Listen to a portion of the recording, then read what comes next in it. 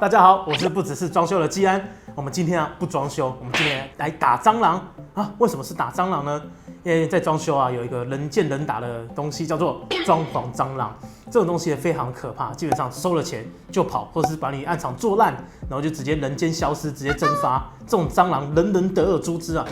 所以呢，我们今天就来讨论装潢蟑螂这件事情。很不幸呢，我的朋友，也就是我国中同学，前一阵子在五股买了一间新房子，然后就请人来装潢，那就不小心遇到装潢蟑螂。那个蟑螂做了什么事情呢？那就跟着我们脚步一起到他家看一下他们家发生什么事情吧。好，那我们就来先看这个工程蟑螂所留下的问题有哪些呢？首先呢，我们就先看到这个台面，有没有？这个台面看起来好像很正常，很正常，没有什么问题。但是看，这个台怎么没有粘？吓我一跳！对，没错，就是吓你一跳。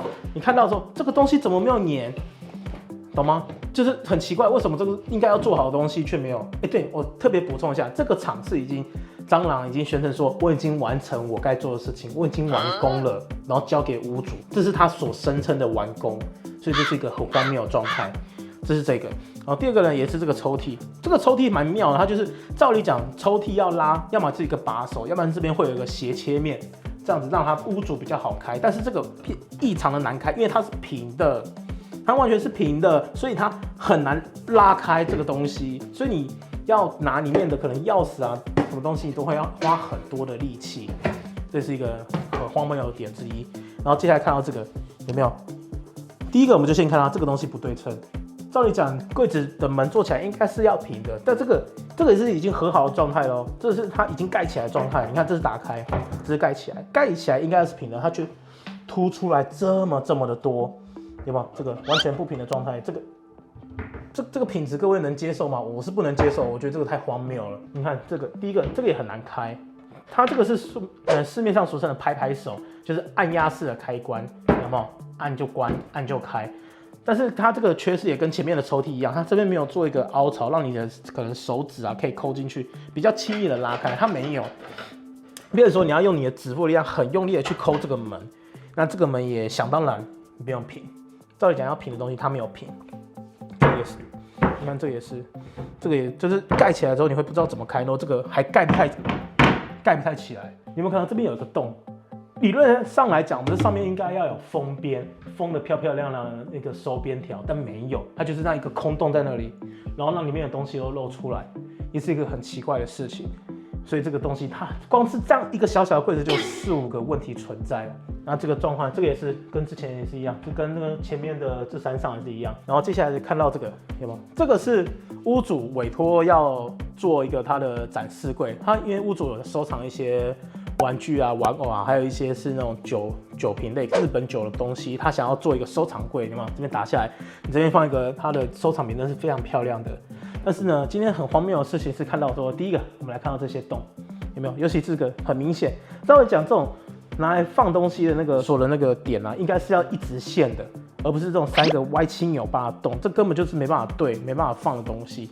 这是一个很严重的缺失，这看起来真的是有够荒谬的。就我叫我家的小孩做的，可能都做的比他好。东西这边有个洞是要放什么东西？也是一个很匪夷所思的状态。请问这个洞要怎么摆东西？你看下面这边啊，你看这个皮，这个所谓的刚完工哦，这个大概完工到他讲完工到现在，其实大概1个礼拜以内而已。他现在这个皮都已经翘起来了，有没有？这个粘贴粘不好，这边已经翘起来了。不可能的，正常的装潢这边一定要收边收的漂漂亮，这边至少要贴皮贴掉，它也没有贴，就让这个东西这样外露在外面，然后这边还是立角，然后这边会割了。我不知道这个到底发生什么事情，我也觉得很荒谬，为什么没有设计成一颗 R 角，或者是说拿个东西包起来，让人在走路的时候不会踢到跟撞到，这个也是设计的很有问题。这是一个非常有趣的故事，就是这个洞本来就不应该存在，它应该是要有个完整的平面。但是呢，这个厕所的开关却藏在这个洞里面。如果你要上厕所要开关灯，你要这样伸进去，嘿，有没有？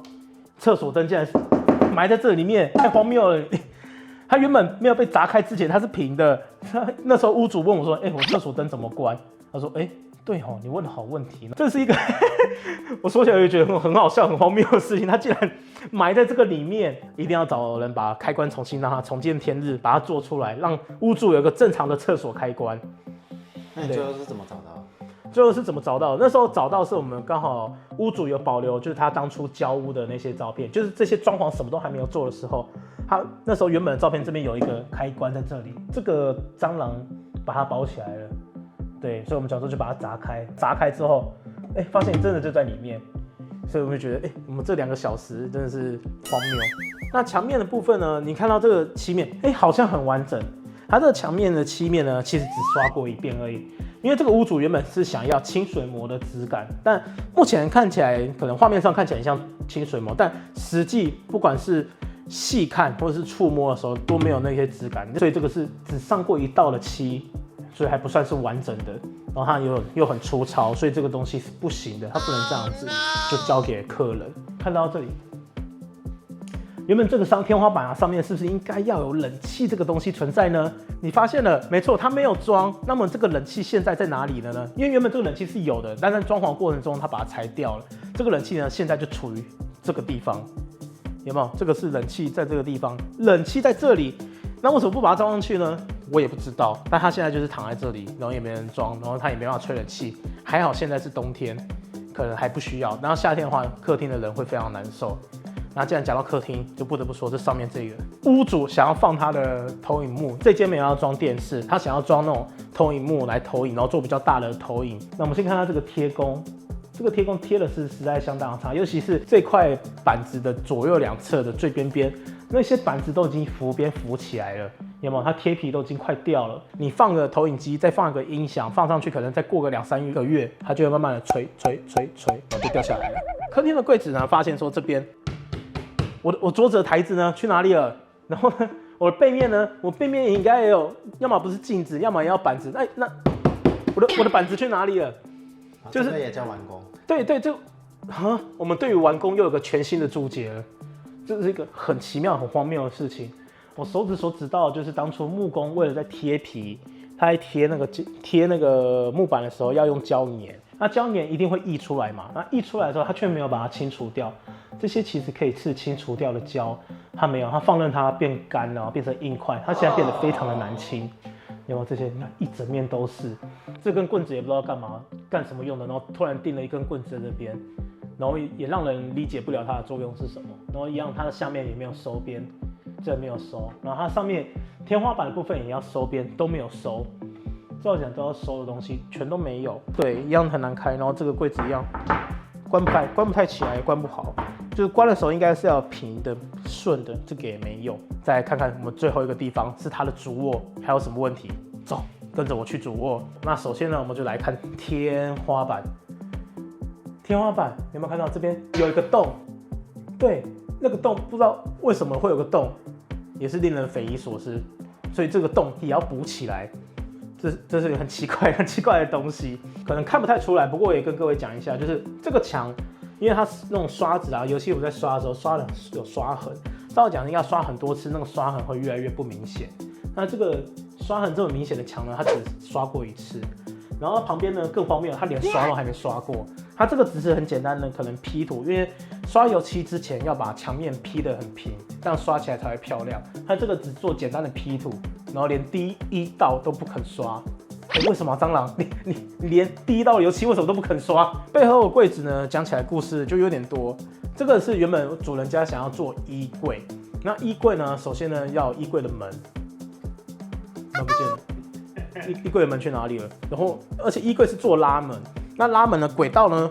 轨道也没有，反正就是连轨道门都没有。那我不知道就是没有。为什么它可以这样子动？它根本就不能这样子动的东西，完全没有固定。对，完全没有固定，就是你拿衣服它这样会动。对，所以是很奇怪的事情。主人家想要照镜子的时候怎么办？它有点难拉。你看，各位观众没有镜子，所以如果各位想要看自己的身影，想要打领带，想要换衣服啊，请靠自己想象好吗？那我们这是魔幻镜，然后也是一样的问题，它很难拉。像这个中间衣柜跟墙壁之间啊，中间有一条很大的缝，这是不应该存在的东西。它其实这条缝呢是要修饰，不管是用 P 图，或者说用拿那个木皮把它贴起来，或者说拿油漆刷掉。它应该都要把这个缝给修饰掉，但它没有，而且这个缝的大小还不均匀。你说哪一个缝？这个缝来，好，让我踩上去，有没有？这个缝，各位啊，这个没有直线的缝，看得让人真的心情阿展。你看这边还弯一个角，然后这边没有直的，然后这边油漆还弄得不漂亮，然后这个油漆也只刷过一遍而已，它那边都还有在刷应该要刷第2遍才会比较漂亮。你看这些钉子都外露在，也不是外露，它钉在里面，然后它就钉子钉在那个木板上会有破洞嘛，它就没有把破洞补起来，就这样让它有个洞在那里。现在这是我们看到所有的问题里面的大的问题，还有一堆那种很小的小细节问题，比如说我们撞到啊、抠到啊那些，我们都已经没有讲了。你要一直待在那边啊？我没有想要在那边，我想要赶快出来。对，我们离开蟑螂屋。装潢上的问题啊，我们都看得差不多了，也想到什么样的解决方法。但是啊，其实法律的问题就必须找专业人士来处理。那专业人士是谁呢？那就是律师。那这次呢，我们就来找我们的好朋友秋律来怎么去处理这些问题吧。走，我们去找他。好，看到刚刚那么糟糕的装潢，你心里是不是也跟着很气呢？所以啊，我们今天邀请到我们的灭蟑高手，纠纷那么多，秋律无法斗的秋律来帮助我一起灭蟑。我们欢迎秋律。大家好，我是邱伟强律师。秋律啊，像我的国中同学这么的不幸遇到蟑螂，那应该怎么办啊？你朋友这么衰啊？那你朋友已经遇到了，那就只能叫他先来找我啦。对各位这个还没有遇到的观众朋友们啊，我们这边教各位防蟑3招啊。第一招呢，就是说啊，我们在签约的时候啊，你一定要把你的这个契约啊拿给律师来做审阅啊。为什么要拿给律师来审阅这个契约呢？其实啊，你在给律师看契约的时候，你花一个6000、8000块的咨询费，律师可以帮你解决，把对你有利的条款通通给它加进去哦，让你在之后发生纠纷的时候，你可以比较有很多的这个法律上的依据可以去做主张啦。第二个部分呢，就是说你一定要在过程中都好好的保留证据哦。比如说你在赖讯息的过程中啊，尽量不要用通话的方式，尽量用文字讯息的方式留下记录哦。如果你真的用通话的方式去沟通的时候呢，你也可以在通话结束之后啊，做一个小 memo 哦，那就跟对方确认说，我们刚刚通话的内容是不是这个意思哦，去确定我们打造的一个新的协议是什么。他好像都没有做这件事情呢。那真的好，我会叫他好好的直接找你。好，没有问题。那各位在这个工程进行当中啊，当然也要更勤劳的去现场巡一下田地，巡一下工地，这样子。这你家你当然说进去就进去嘛。那你进去的时候呢，不管是拍照也好啦，录个影片也好啦，针对你比如说觉得有问题的地方，那你赶快去做一个记录。那对于之后发生纠纷的时候，才有一个依据所在啦。那接下来进入第3个阶段，就是说，像你朋友这样子啊，已经前面都做一半了，结果现在遇到这种装潢蟑螂的问题哦，应该怎么办？怎么做呢？其实啊，这个时候会建议各位去找一个信任的专业的律师来去协助你处理后续的诉讼程序啊。为什么要找律师来做呢？因为啊，很多人这个时候会想说，哎呀，我只有1间房子，这个时候如果要进行诉讼，是不是为了要保存证据，那我就不能动我的房子？那难道我要露宿街头吗？其实这个时候，如果你有请一个专业的律师，他就可以告诉你说，同样可以继续找新的工班来继续装修你的房子，那我们诉讼程序也一样可以继续进行哦。好，感谢邱律师今天来跟我们一起打蟑螂啊！如果你有相同的困扰的话，没关系，我们留言区有邱大律师的联络资讯，欢迎有相同问题的观众可以赶快联系他。如果也跟我们一样遇到同样的状况蟑螂的话，记得在下面赶快留言，或者赶快去找邱律师。然后，如果你有遇到更多不同品种的装潢蟑螂的话，也记得一定要在下面留言，也一定要去找邱律师。我们邱律师已经准备好了灭蟑18招，准备去降服他们了。如果你喜欢这支影片的话，就帮我们按赞、订阅、加分享出去，让更多人知道灭蟑18招。然后我是不只是装修的季安，我们下次见。